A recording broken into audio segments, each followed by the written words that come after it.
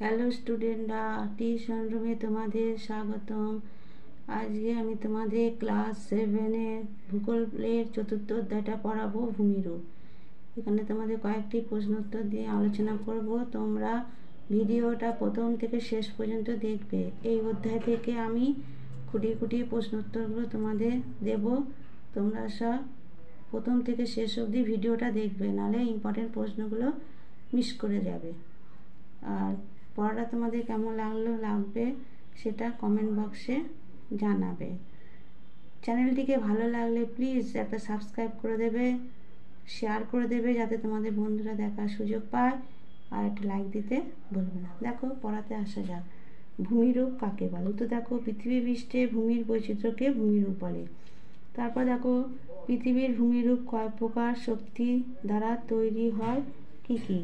2 প্রকার শক্তি দ্বারা তৈরি হয়, যথা অভ্যন্তরীণ শক্তি, বহির্জাত শক্তি। তারপর দেখো, উচ্চতা, গঠন ও বৈশিষ্ট্যের ভিত্তিতে পৃথিবীতে কয় রকম ভূমিরূপ দেখা যায়? দেখো, 3 রকম ভূমিরূপ দেখা যায়, যথা পর্বত, মালভূমি, সমভূমি। তারপর দেখো, পর্বত কাকে বলে? সাধারণত 900 মিটারের বেশি উঁচু শিলা দ্বারা গঠিত ভূমিরূপকে পর্বত বলে। তারপর দেখো, মালভূমি কাকে বলে? চারপাশ খাড়া ঢাল থাকে এরকম ভূমিরূপকে মালভূমি বলে। তারপর দেখো, সমভূমি কাকে বলে? কোনো নিচু সমতল বিস্তীর্ণ ভূমিরূপকে সমভূমি বলে। এই ভিডিওটা তোমরা প্রথম থেকে শেষ অবধি দেখবে। আমি এই অধ্যায়টা থেকে খুঁটিয়ে খুঁটিয়ে তোমাদের প্রশ্নগুলো দিয়েছি, তোমরা খাতায় লিখে নেবে, মুখস্থ করবে। এখান থেকেই তোমাদের শর্ট কোশ্চেন পেয়ে যাবে, পরীক্ষায় কমন পেয়ে যাবে। উৎপত্তি অনুসারে পর্বত কয় প্রকার, কি কি? উত্তর দেখো, পর্বত 3 প্রকার: ভঙ্গির পর্বত, স্তূপ পর্বত, আগ্নেয় পর্বত। তারপর দেখো, কয়েকটি ভঙ্গির পর্বতের উদাহরণ দাও। উত্তর দেখো, এশিয়া মহাদেশের হিমালয়, ইউরোপের আল্পস, উত্তর আমেরিকার রকি, দক্ষিণ আমেরিকার আন্দিজ পর্বতমালা। তারপর দেখো, পর্বতশৃঙ্গ কাকে বলে? উদাহরণ দেবে। পর্বতের উপরের দিকে সরু সূচালো অংশটা হলো পর্বতশৃঙ্গ, যেমন হিমালয় পর্বতের মাউন্ট এভারেস্ট। তারপর দেখো, পর্বত উপত্যকা কাকে বলে? দুটো পর্বতচূড়ার মাঝখানে কিছু খাতের মতো অংশটা হলো পর্বত উপত্যকা, নিচু খাতের মতো অংশটা হলো পর্বত উপত্যকা। তারপর দেখো, পর্বতশ্রেণী কীভাবে তৈরি হয়? তো দেখো, অনেকগুলো পর্বতশৃঙ্গ আর উপত্যকা বিরাট অঞ্চল জুড়ে অবস্থান করলে পর্বতশ্রেণী তৈরি হয়। তারপর দেখো, পর্বত গ্রন্থি কীভাবে তৈরি হয়? তো দেখো, অনেকগুলো পর্বতশ্রেণী বিভিন্ন দিক থেকে এক জায়গায় এসে মিশলে পর্বত গ্রন্থি তৈরি হয়। তারপর দেখো, স্তূপ পর্বত কীভাবে সৃষ্টি হয়? উদাহরণ দাও। ভূ আলোড়নের ফলে ভূপৃষ্ঠে অনেক সময় ফাটল বা চ্যুতি সৃষ্টি হয়ে যায়। ভূ আলোড়নের ফলে সেই ফাটল বরাবর মাঝের ভূখণ্ড উঁচু হয়ে অথবা দুপাশের ভূখণ্ড নিচে বসে গিয়ে মাঝখানের ভূখণ্ড যে পর্বত সৃষ্টি করে তাকে স্তূপ পর্বত বলে, যেমন ভারতের সাতপুরা, জার্মানির ব্ল্যাক ফরেস্ট, ফ্রান্সের ভোজ ইত্যাদি। এই প্রশ্নগুলো সবই ইম্পর্টেন্ট, তোমরা করবে, মুখস্থ করবে, পরীক্ষায় কমন পেয়ে যাবে। আগ্নেয় পর্বত কাকে বলে? উদাহরণ দাও। তো দেখো, অগ্নুৎপাতের সময় প্রচুর লাভার ছাই, ছোটো ছোটো পাথর বেরিয়ে এসে জমা হয়ে শঙ্কুর মতো এক রকমের পর্বত সৃষ্টি হয়, যাকে বলে আগ্নেয় পর্বত, যেমন ইতালির ভেসুভিয়াস, এটনা জাপানের ফুজিয়ামা। তারপর দেখো, ভঙ্গির পর্বত কাকে বলে? উদাহরণ দাও।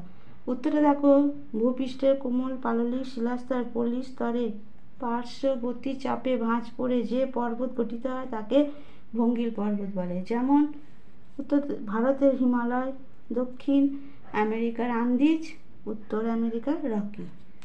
তারপর দেখো, পৃথিবীর বৃহত্তম মালভূমি কোনটি? তিব্বত মালভূমি। তারপর দেখো, পাত কাকে বলে? ভূপৃষ্ঠ অনেকগুলি ছোট বড় খণ্ড নিয়ে গঠিত, এক একটি খণ্ডকে পাত বলে। তারপর দেখো, অ্যাস্টেনোস্ফিয়ার কি? এগুলো সবই ইম্পর্টেন্ট তোমাদের, তোমরা খাতায় লিখে নেবে, মুখস্থ করবে, দেখবে পরীক্ষায় কমন পেয়ে যাবে।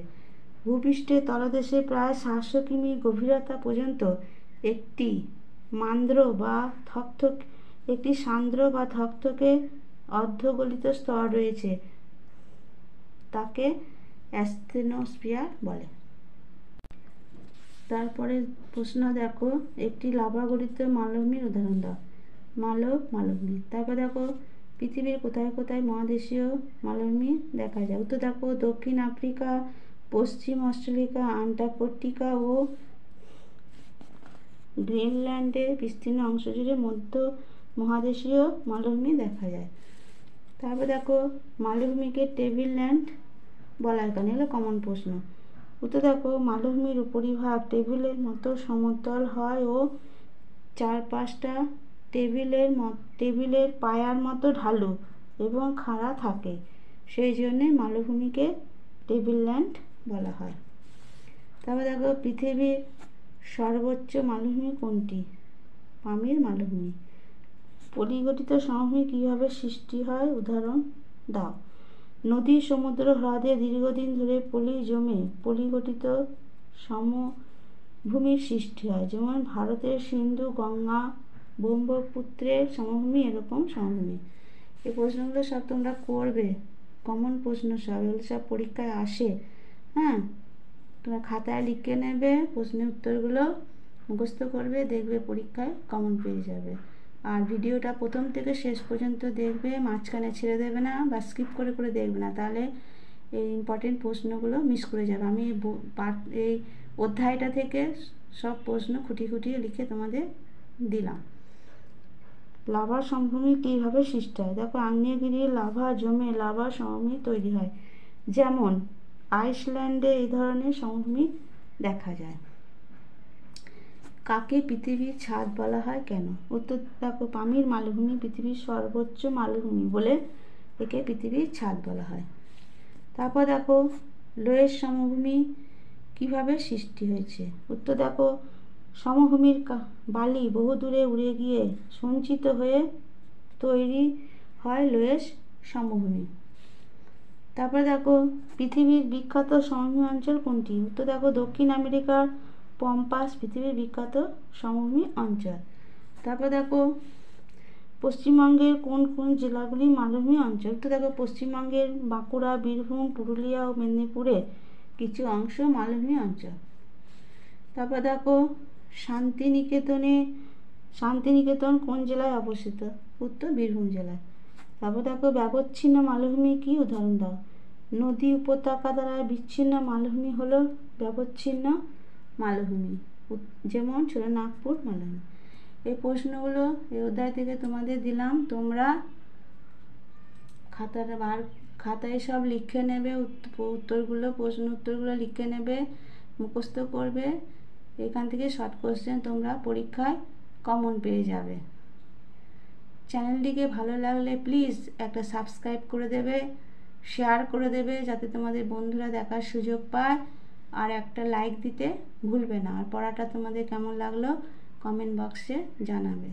ঠিক আছে, এখানেই আমি ভিডিওটা আজকে শেষ করলাম।